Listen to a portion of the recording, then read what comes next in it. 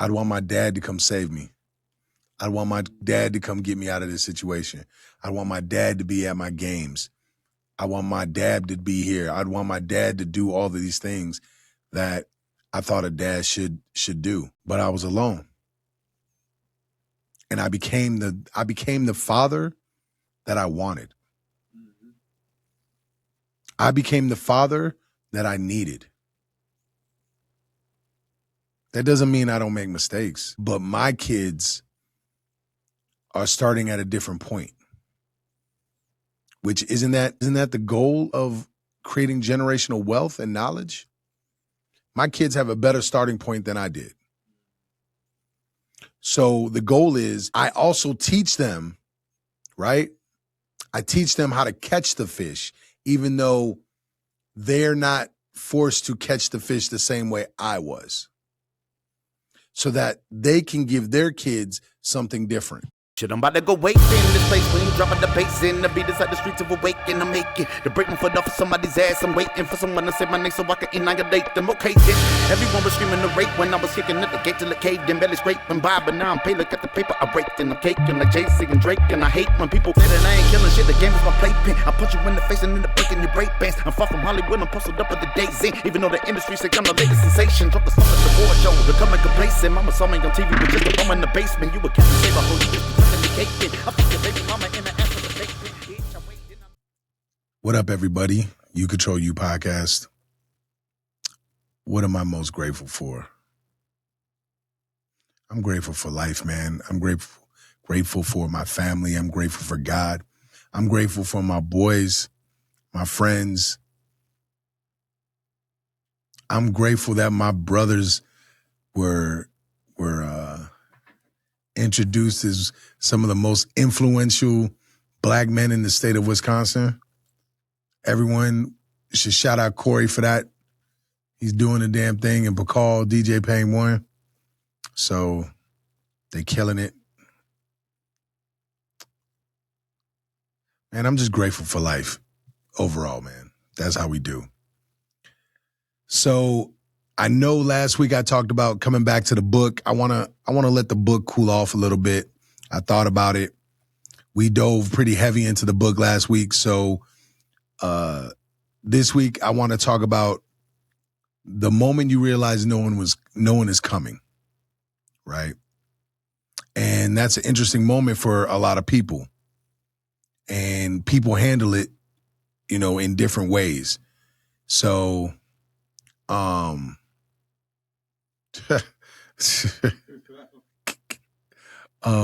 that's funny.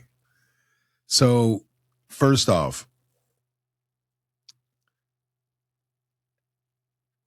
there's there's always these little moments in life, and they're quiet, and you're all alone, and you realize that no one is coming to save you, no one's going to help, no one's going to rescue you. There's no such thing as perfect timing as far as this. How you react in that situation will dictate the next few years of your life. And for some people, it may not even happen until parents die, right? Or you're in another country and you have no one to turn to, and things are just going wrong right then.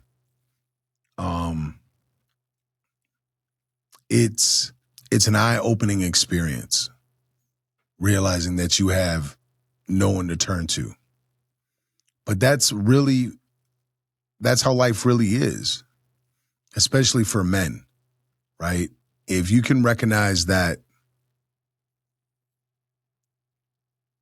no one's coming to save you, it'll force you to think differently. It'll force you to navigate this world a little more carefully, and also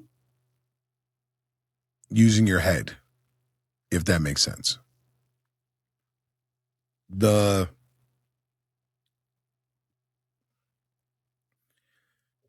Most of the time people think about wishing they had someone around because it'll give them a break. It'll give them someone to understand them, someone to help fix the situation, someone to validate them, right?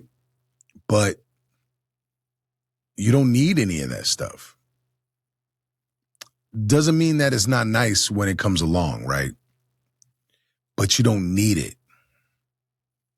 You can function just fine on your own.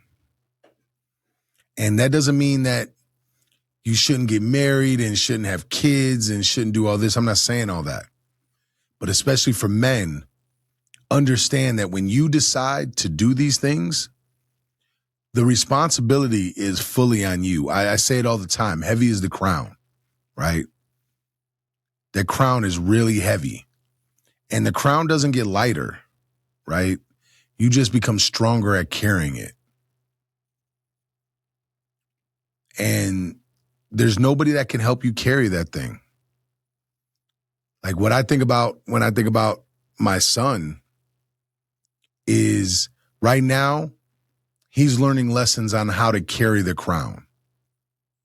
He's learning that when it comes to school, he's responsible for doing his homework. He's responsible for studying. He's got to be responsible for that so he can do the best he can. He's responsible for training and lifting and doing all these things necessary in order to be great at the things he wants to be great at. That translates across the board, right? If you're running a business, if you're working a job, if you're taking care of your family, all these things run together. So recognizing that nobody's going to come rescue you is vital, right? And right now, what's beautiful is that when you have kids, you want them to learn these lessons while they have somebody there.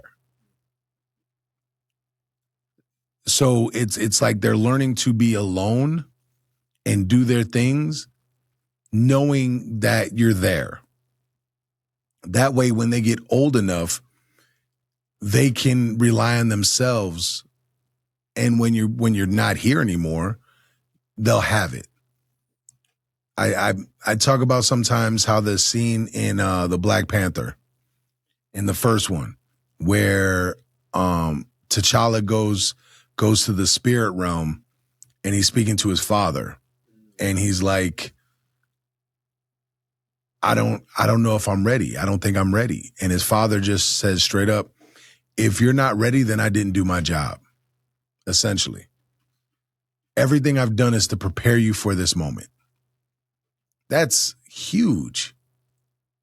That's big time right there. Everything I did was to prepare you for this moment. And that's how I look at it with my own son. It's like, you're the man of the house when I'm not here.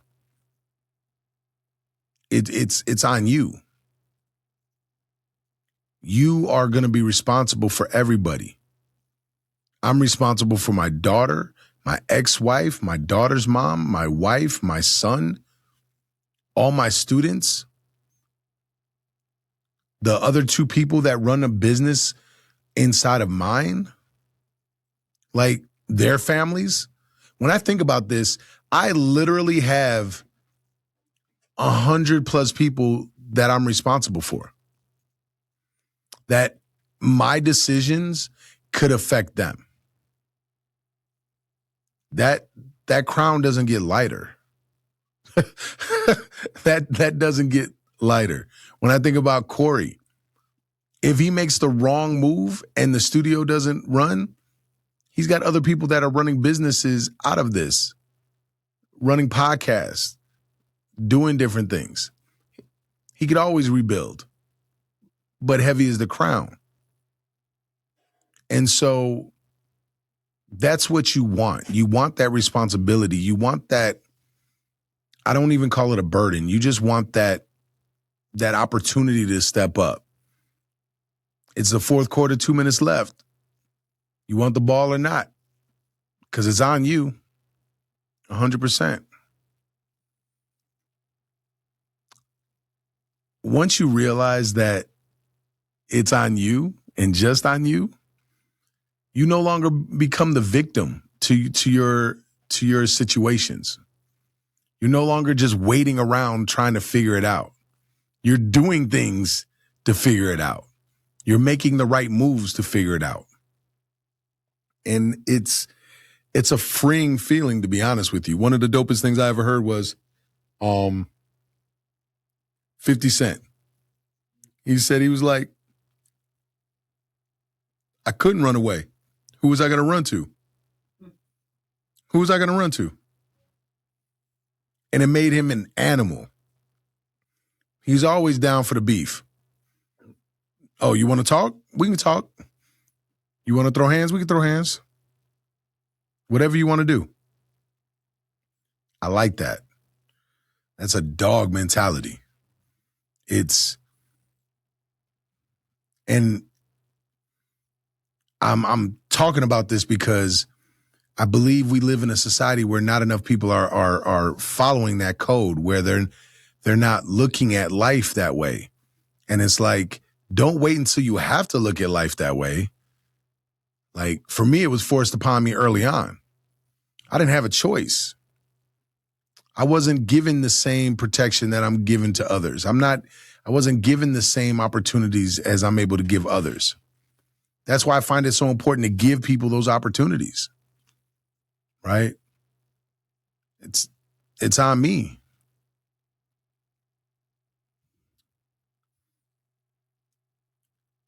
When the crappy part is, and I went through this too, when you realize that you're all alone, you go through all the stages that lead you to the dark side. Fear, anger, grief. And because it is scary. It's on you. You make the wrong decision, you got to come back and fix it. Now, granted, you can always come back and fix it if you are still alive, but it doesn't mean that it's not scary.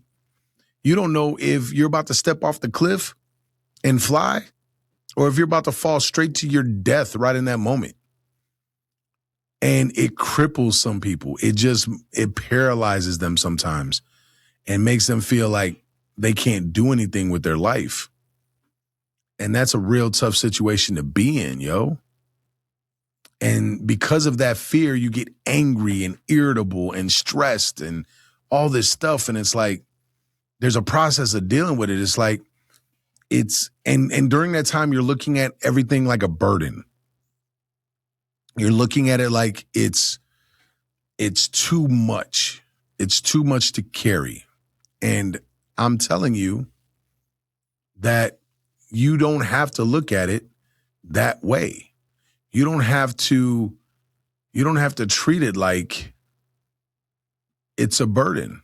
You can instead look at it for what it is. It's the choices that you made. You chose to be in this situation. You're just now realizing that you're all alone on it. And that's okay. And that's cool. And you just got to realize you got to move forward with that. And once you do that, it's like this wave of relief hits you. It's like, oh, yeah, I got this. It's all on me. Let me make this happen, right? Let me go ahead and and get this done. Let me make it happen. Let me make it pop. And that's when you start seeing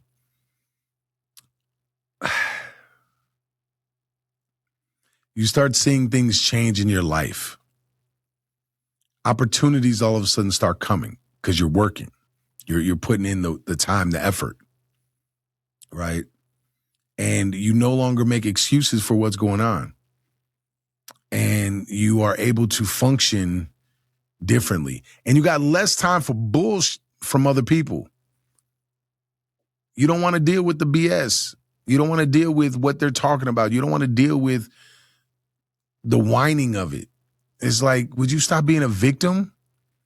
Get up off your knees. Quit swallowing stuff. Get up and get it done. Do what you got to do. That was clever. I don't know how I pulled that off and stay edited. I'm impressed with myself on that one. because I had 5 other things that wanted to come out, and I was able to keep it edited. That I'm proud of myself on that one. So as you move and follow this path, right, and you realize that you're all alone, that you're not a victim, you could choose that path, right? The other path is becoming bitter and blaming others and no longer accepting responsibility and no longer choosing to be the best version of yourself, right?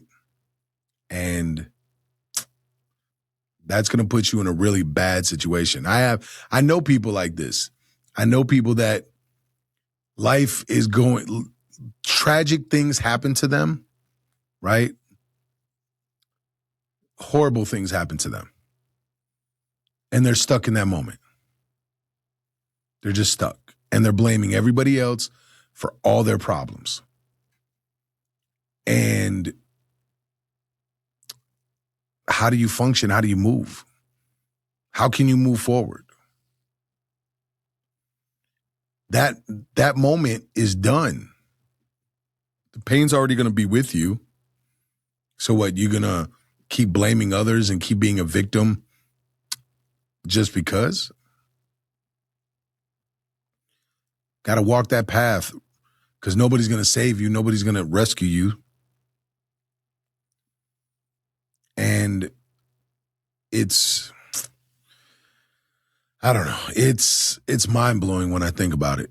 How do you move forward when bad things happen? That's a good question to ask them. I like that question. When I think about things, my personal moment, I've had a few of them in my life. One, when I realized nobody was going to save me with my stepfather, and I fought back. I'm not going to lie, that's probably the freest I've ever felt in my life when I ran out of that house after slamming him and fighting back. I was on cloud 9. I thought I was the man for sure. And it definitely freed me. It definitely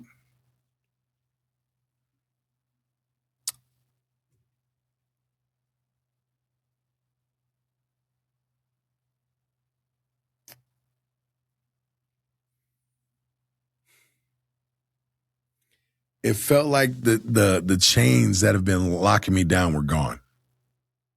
It was crazy. When I got back into training after my leg injury, I stopped being a victim. That felt good. That felt really good. I felt free again. I realized that I can do this. I don't need to wait on someone else. I don't have to wait on all this other crap to happen. Right? And then COVID. COVID was tough. Like, because of the business aspect, going through a divorce, and realizing that no one's going to save me in that one either. I had to deal with it. I had to confront some things within me and go forward. That's what it was. So those are my personal moments that jump out. What are some of yours? Like, Corey, what's something that jumps out to you? As a bad personal moment? Just when you realized that nobody was coming.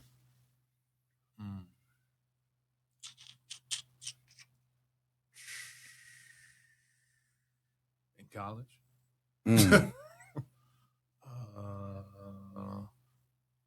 Kind of on my last leg in college, basically in a position of academic probation, possibly being kicked out. Bills piling up as far as being behind on tuition, which is why I had to spend some semesters out. And then not finding anything that brought me joy. And so I was in a state of probably some sort of state of depression, just because I wasn't playing basketball anymore. Yeah. Normally a big relationship guy. Wasn't in a relationship. And then everything I was trying, it's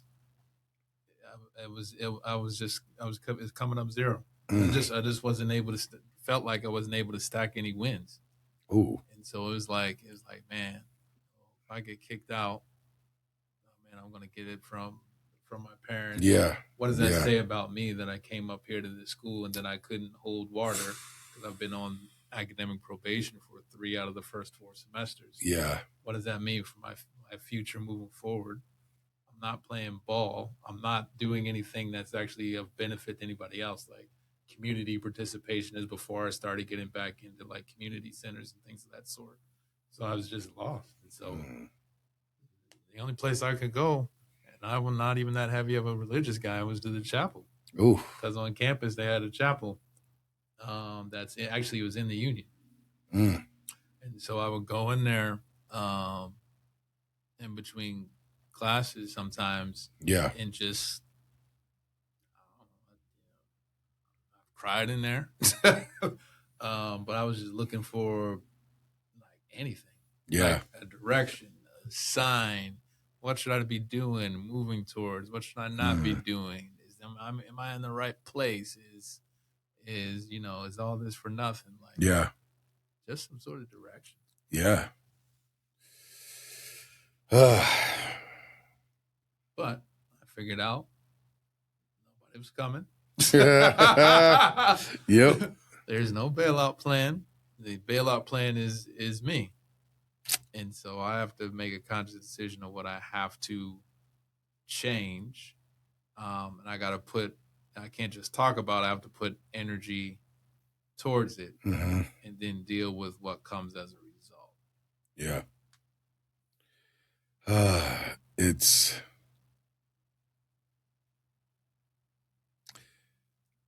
funny you mentioned the chapel. God is with us, but God wants us to figure it out. That's a fact. Like, it's on us. We have to figure that out. And I wish, and I guess that's why I'm talking about this. It's like I've been dealing with people that are stuck in victim mode, and it's like, man, what are we doing? Like, realize that you're alone and keep it moving forward then. Realize that you have the ability to change your life. You just have to do it. It's not easy. It's not every day. Oh, I'm sorry. It's not easy and it's not going to be done overnight, but it's simple. Just do it every day. Every single day, and don't deviate from the plan. Make adjustments, but don't deviate from set plan. And if you could realize that nobody's coming to rescue you, you have to do the work. Life is way simpler. Wait, what did that person just say? Follow me back. He looks like a very handsome Mexican. Thank you. I appreciate that. I'll take the handsome. I am handsome.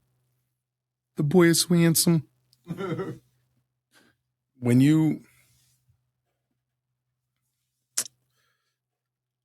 don't know why. I don't know. I love the challenge. I absolutely love the challenge of knowing that it's on me. Buck stops with me. I love that because it makes you focus. Like, you're in control of it. You control you. You control how you react to it. You control whether or not you are going to deal with the situation and confront it. You're going to deal with what habits you got to create to be able to do this. You're gonna you're gonna realize that you're in control of the effort you put forth, and it's just control over yourself, not anyone else. It's just you're taking control for yourself. And once you do that, life becomes really simple. Like really, really simple. And those of you that are tuning in, please talk, man. I want to know when did you figure out when you were alone? Have you figured that out yet? Have you been in a situation where you got to rely on just you? Right? It's the funny thing is that when you realize that it's all on you, you have no one to run to, you have nothing, it doesn't necessarily mean you're alone. Like I'm married, I have kids, I'm not alone. I have a gym full of students. I'm not alone. However, I'm the one in charge. I'm the one that's handling the situation. As I spoke about before, it's recognizing that 100+ people are relying on me. Now, that doesn't make me the next Elon. What it makes me is the king of my empire. And I wear the crown. If it fails, I'm letting down my entire empire. My job is to serve them. My job is to bring something better to them. Period. Done. And I'm teaching my son to wear the crown the same way. Wearing the crown doesn't give me power. What it does is that it forces me to be in service of so many other people.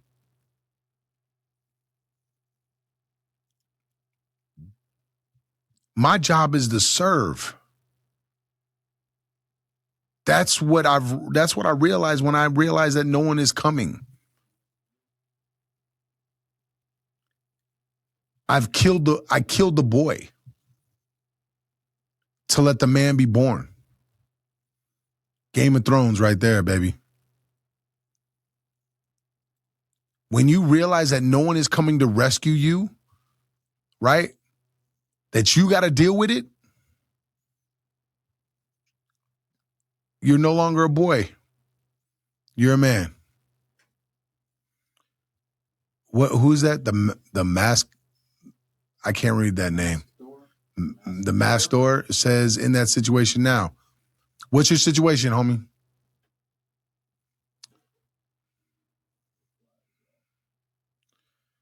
Like, this shit ain't complicated, yo. It's really not. It just falls on you. It really falls on you. And if you could realize that it's falling on you, you be all right.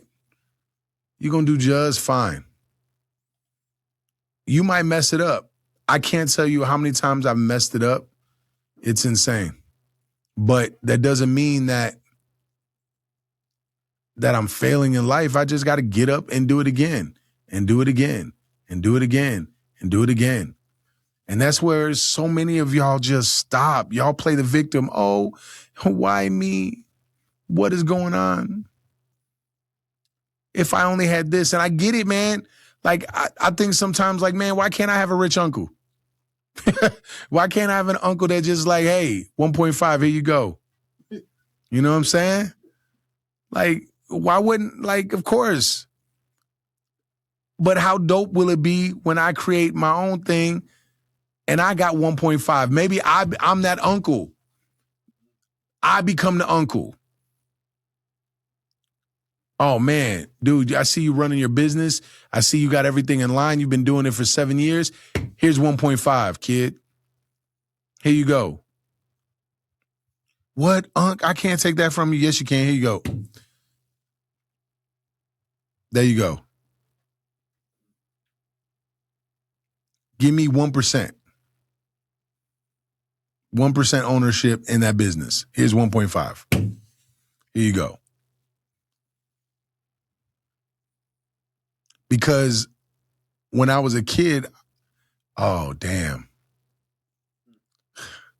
When I was a kid, I would always want my dad. I'd want my dad to come save me. I'd want my dad to come get me out of this situation. I'd want my dad to be at my games. I want my dad to be here. I'd want my dad to do all of these things that I thought a dad should do. But I was alone. And I became the father that I wanted. I became the father that I needed. That doesn't mean I don't make mistakes. But my kids are starting at a different point. Which isn't that the goal of creating generational wealth and knowledge? My kids have a better starting point than I did. So the goal is I also teach them, right? I teach them how to catch the fish, even though they're not forced to catch the fish the same way I was, so that they can give their kids something different. Thank you so much. I appreciate that. What is that? Queens Row?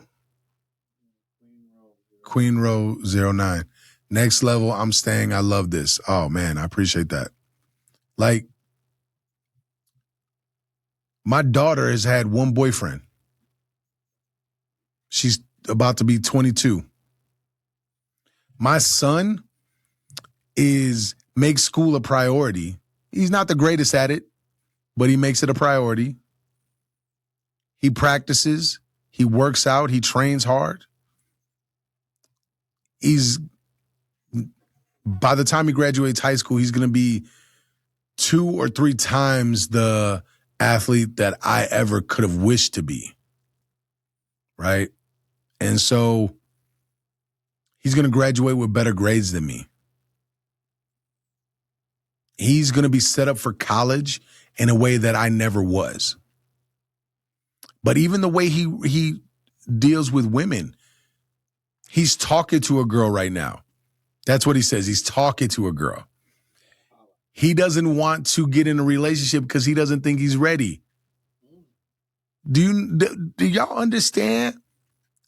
He's a 15-year-old boy. Do you understand how next level that is? The way he's able to express himself in regards to this girl, in regards to himself. Like, I didn't discover that until I was like 40. When I was 15, I was like, oh man, a girl likes me? Oh, we got to go to your parents' house. What you mean? We got things to go handle. Like, at 15, I was reckless. My job was to smash.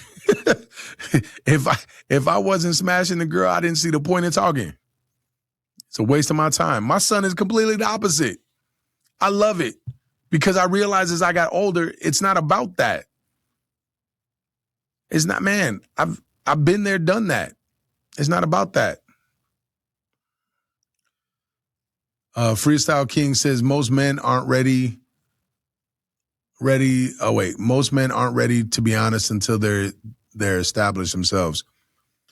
If you're talking about relationships, yeah, but my son's 15. He's gonna be a while. But I think really what it is he doesn't know how to balance. He just doesn't have the time. And he recognizes that. He recognizes he doesn't have the time. He's a 15-year-old kid that is deep into sports. He is like pushing himself. He wants to maintain 3 sports during the school year and stay on his grades. And he trains with a personal trainer and lifts. Like, that's hard, yo. But he has the understanding of himself to recognize I like this girl, but I don't know if I'm ready for a relationship. So, Queens Row, most of what we want is built on dreams when you wake up and you can devote yourself to others. Yes, I agree. Freestyle King, you have a great son with great ideas and intentions. Yeah, man, like I say it all the time, my kids are amazing. Absolutely amazing. My son is everything that I am without all the pain.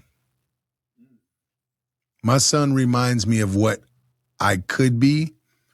And it's funny because in some ways I strive to be a little bit more like him. He's so loving. He's so caring. And I'd rather just be Bane. Darkness. I was born in the dark. I would rather be that all day. So I think it's our job as a parent to learn, because kids aren't stupid. So as much as we're teaching, we should be learning. And in that, we're able to be a little more childlike, and they're able to become an adult.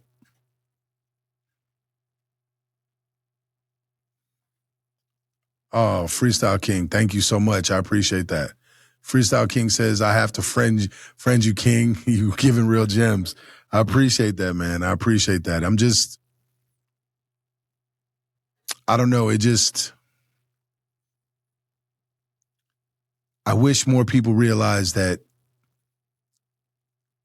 you just can't wait on others to come help you. You can't wait on things. Don't be trapped. Don't be a victim in this life. You're meant to be a king. You're meant to be a queen. You're meant, like, whatever analogy you want to use with that. I like calling myself a king. I like to move as I'm a king, because to me, a king is always in service. People think of kings as like, oh, they're all powerful, they're doing this. It's my job to serve and be in service of everybody that's within my borders, within my empire. Again, I run a business between my students and the other two businesses that run out of my gym. It's like 100-something people. Add my family to that. Like, I have a very small empire, but it's mine. So it's incumbent onto me to make sure the doors stay open, make sure the jobs are getting done. It's not a burden. I enjoy it. I'm also the head coach. Not a burden. I enjoy it. I have other coaches that said they don't want to be the head coach.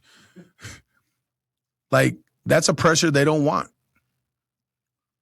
I don't look at it as a pressure. I'm like, yeah, let's get it. The bigger the stage, the more I could do. And it forces me to get better. Like, that's the thing. I got to constantly get better at doing what I'm doing. It's like I can't stay stagnant. Even as being a dad, like, I can't stay stagnant. And that's when you realize you got to do it on your own. You realize, like, you just constantly got to get better. You constantly got to evolve. It's some dope shit. Edward, what up? Freestyle King says, I respect all men as a king, nothing less. Same with women. They're a goddess/queens. Yes, I love it. Queens Row, streams of income and impact. Yes. Freestyle King, the only burden is not to enjoy it. This isn't self. This is what matters. Man, yo, can you follow both of them, please? Because they're saying some dope stuff. If we got to do it after, we could do it after. But, like, yeah, that's dope. That's dope from both of you. That's so dope. Man, I'm happy that y'all are getting what I'm putting down, yo. Like, this is, and again, I for anybody that was tuned in last week, and I was talking about the book, The Way of a Superior Man. I said I was going to come back and do it. I will get back to doing it, but this was on my dome. So felt like this is something that I should talk about. So, but man, it's about that. Time went by fast today. Super fast. Like, man. Shit. But next Monday. We'll have to talk about that. Oh, man. Okay. I'm going to make faces at that. What's Freestyle King say? I seen you on the what is that?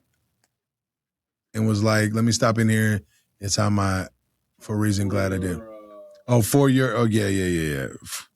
Well, I appreciate that. For your page, yeah. I'm old, man. I don't understand all these little acronym things. Today was a fast day. Yeah, like, I don't know. Most of the time I want to walk around and just snatch somebody up and be like, why are you being a victim? Ain't no one here to save you. So I thought about talking about it. Yoking everybody up probably isn't the right move for me right now. Reminds me of what you talked about last week. Yeah. Oh, and so I'm AB's baby too. I had to learn, similar to what you saying earlier, you have to learn. Yeah, you always got to learn. Yo, and let me take a second before I get offline. If I would appreciate it, those of y'all that are following me and rocking with me, go check out Madison 365. They reach about 500,000, 750,000 people in the Dane County area over here. And go check that out, Madison365.com. Go check them out. And do me a favor, share the most influential brothers in Wisconsin. Share that article because Corey's in it. My homie DJ Payne 1, my brother, is in it, but he goes on there. It'll be Bacall. And your boy who runs You Control You also made the list. Most influential black men in Wisconsin. That's oh man, yeah, there we go. Oh man, I appreciate that freestyle. Freestyle King. Yo, so that's a good closing to a year. I'll say that's a dope way to close a year. And I'll show the article up on Madison 365. Yeah, about the podcast. Yeah, if you want to check out, you go to Madison 365, check out what they say about You Control You. Very dope article. This year is ending great. And my Bears just won. Don't look salty because we smacked the Eagles too. Are y'all even making the playoffs? Yeah, they won the division. Oh yeah. Are y'all even gonna make it past the first round? Anyway, of course we are. Lego. Yes, Bears. Let's go. Good, better, best.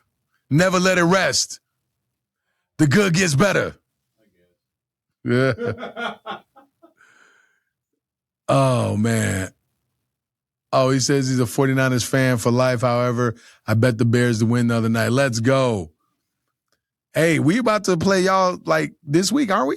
No, wait. We have 49ers and then ended with Detroit. So, man, we about Freestyle King.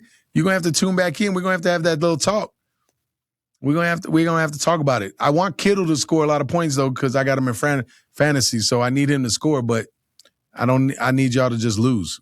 So I want this number one seed. I almost said St. Louis. I want the Rams to come through Chicago. I want Seattle to come through Chicago.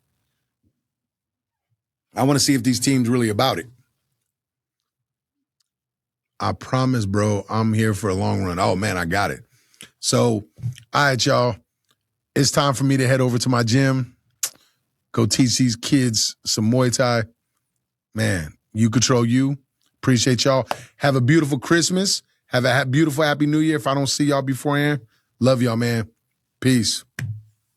Shit, I'm about to go wait in this place when you dropping the bass in. The beat is at the streets of awaken. I'm making to break my foot off of somebody's ass. I'm waiting for someone to say my name so I can annihilate them. Okay, then everyone was screaming the rape when I was kicking at the gate till it caved in. Belly scraping by, but now I'm paid. Look at the paper I raked and I'm caking like Jay-Z and Drake. And I hate when people say that I ain't killing shit. The game is my playpen. I punch you in the face and end up breaking your break bands. I'm far from Hollywood. I'm posted up at the days in. Even though the industry say I'm the latest sensation. Drop the song at the board show. Becoming complacent. Mama saw me on TV with just a bum in the basement. You a Captain Saber, holy